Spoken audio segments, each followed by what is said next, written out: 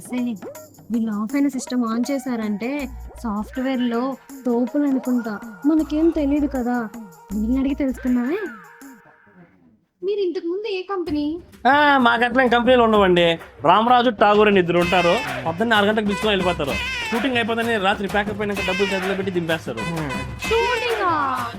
Shooting కాదు, అదే అదే ప్రాజెక్ట్ అయిపోయినాక క్యాబ్.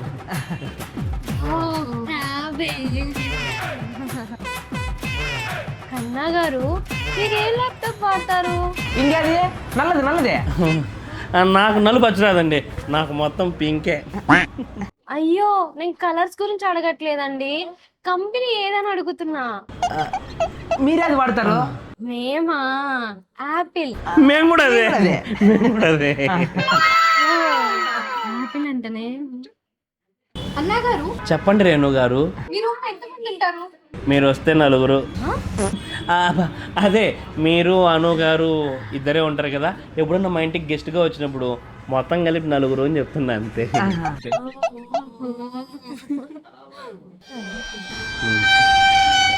మీకు హెల్పింగ్ నేచర్ గురించి తెలుసా? ఎందుకు తెలీదు?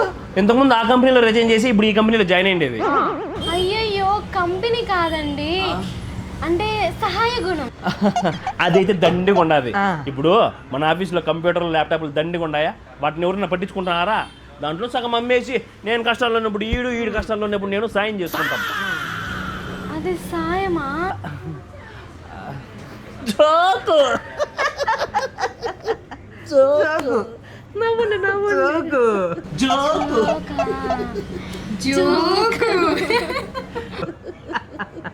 నువ్వు ఆగవే, అవన్నీ మనకెందుకు, సిస్టమ్స్ గురించి తెలుసుకుందాం. మీరు ఐపీని ఎలా ఉపయోగిస్తారు? గుడ్ క్వశ్చన్ రేణు గారు.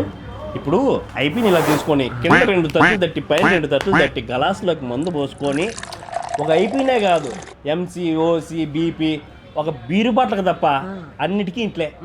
బీరు బాటలకు మాత్రం నోటితో ఓపెన్ చేస్తాం అనమాట.